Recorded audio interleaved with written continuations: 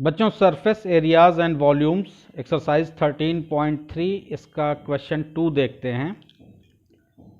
Metallic spheres of radii 6 centimetre, 8 centimetre and 10 centimetre respectively are melted to form a single solid sphere. Find the radius of the resulting sphere. 3 sphere आपको दिए हुए हैं जिनका radius different है। एक sphere जो है 6 centimetre इसका रेडियस, दूसरा 8 सेंटीमीटर और तीसरा 10 सेंटीमीटर। इन तीनों को मेल्ट करके एक बड़ा स्फीयर बनाया गया है और इस बड़े वाले स्फीयर का आपसे रेडियस पूछा जा रहा है। तो जैसा पिछला क्वेश्चन आपने किया था सेम कॉन्सेप्ट इसमें भी लगेगा। इन तीनों स्फीयर के वॉल्यूम के बराबर, इन तीनों के वॉल्यूम को जब हम ऐड करेंगे तो इन्हीं तीनों को रिकास्ट किया गया है, यानी इन तीनों को मेल्ट करके ये बड़ा वाला एक सिंगल स्फीयर बनाया गया है। तो इस तीनों का जो वॉल्यूम होगा वो इक्वल होगा इस बड़े वाले स्फीयर के वॉल्यूम के बराबर। तो इस स्फीयर के वॉल्यूम का फॉर्मूला आपको पता है कि 4/3 पाई आर क्यूब होता है। इस छोटे वाले स्फीयर के लिए हम स्मॉल आर यूज़ कर लेते हैं और बड़े स्फीयर के रेडियस के लिए हम कैपिटल आर यूज़ कर लेते हैं।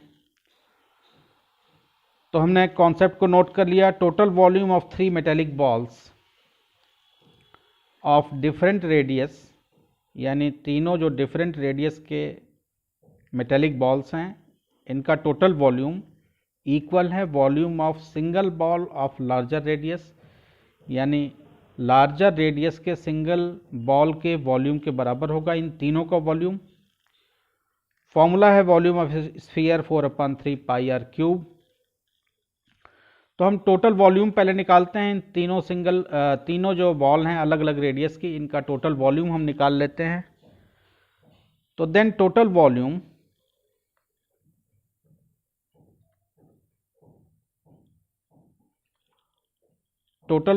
ऑफ 3 मेटेलिक स्फीयर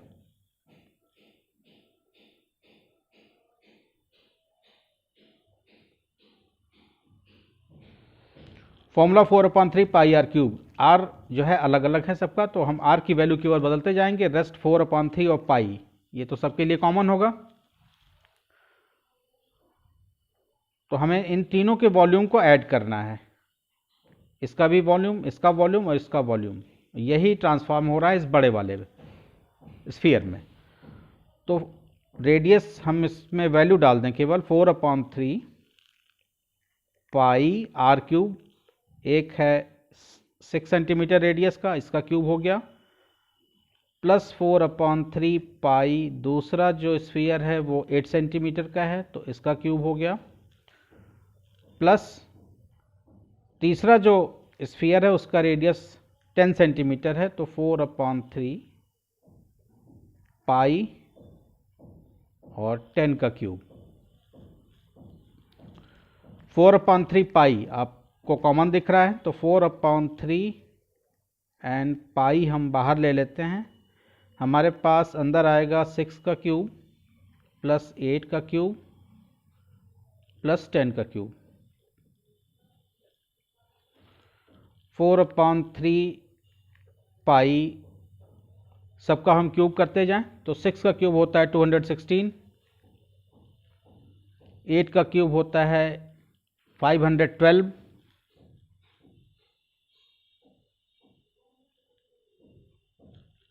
और 10 का क्यूब होता है 1000।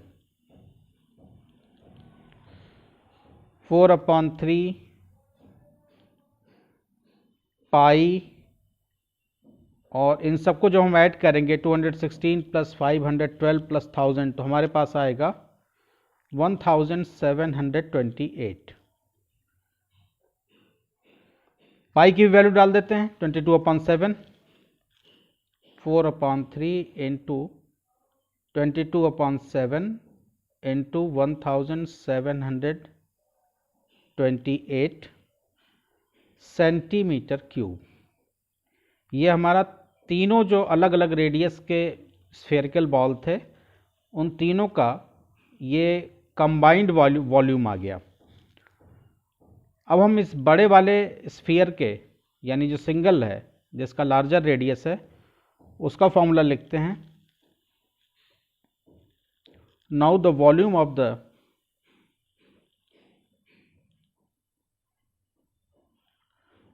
The single ball of larger radius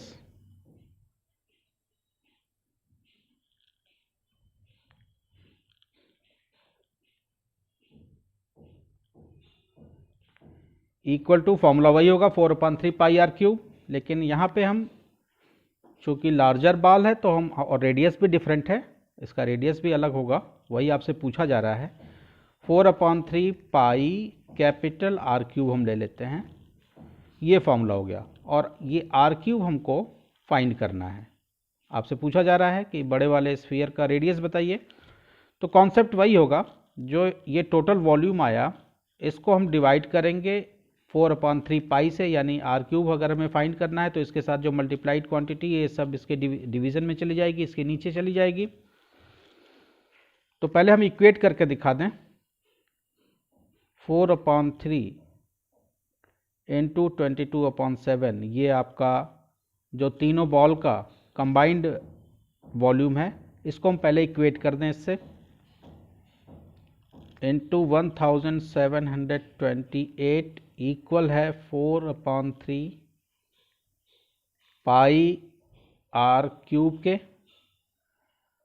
तो आर क्यूब हमें फाइंड करना है, तो आर क्यूब इक्वल टू हो जाएगा 4/3 into 22/7 into 1728 upon 1 divided by 4/3 पाई, यानी 4/3 इंटू पाई की वैल्यू डाल देते हैं यहाँ पे 22/7, या ठीक है 22/7। तो कैंसिल क्या हो रहा है, 22/7 कैंसिल हो गया, नीचे बचा 4/3। तो 4/3 आपको पता है कि डिनोमिनेटर में है, तो ये रेसिप्रोकल होकर मल्टीप्लाई हो जाएगा। तो आर क्यूब इक्वल टू आपके पास आएगा 4/3 इंटू 1728 अपॉन 1 इंटू 3/4, ये डिनोमिनेटर है, डिनोमिनेटर रेसिप्रोकल हो जाएगा, इंटू 3/,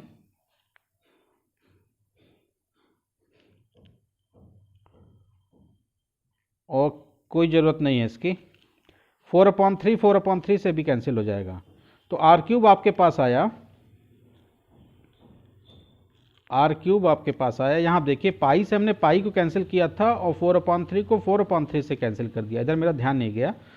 तो आर क्यूब हमारे पास आया सीधे सीधे 1728 ये वैल्यू आई। तो आर की वैल्यू हो जाएगी 1728 का हम क्यूब रूट निकाल दें, तो 1728 का क्यूब रूट होता है 12। तो आप लिखेंगे फाइनल आंसर कि इस लार्जर हेमिस्फीयर, अरे लार्जर रेडियस, इसका जो रेडियस होगा लार्जर स्फीयर का वो 12 सेंटीमीटर होगा। तो यहाँ आंसर हम लिख लेते हैं,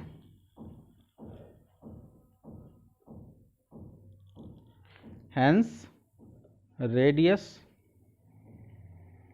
of the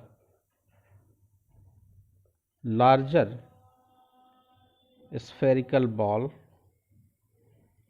metallic ball,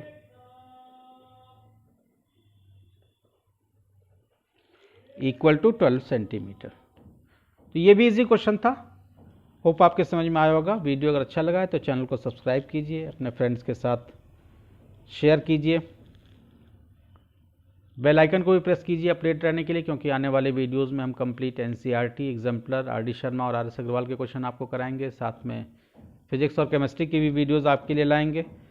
किसी क्वेश्चन में आपको डाउट होता है तो आप कमेंट सेक्शन में पूछ सकते हैं या मेरी ईमेल आईडी पे पूछ सकते हैं। Thank you.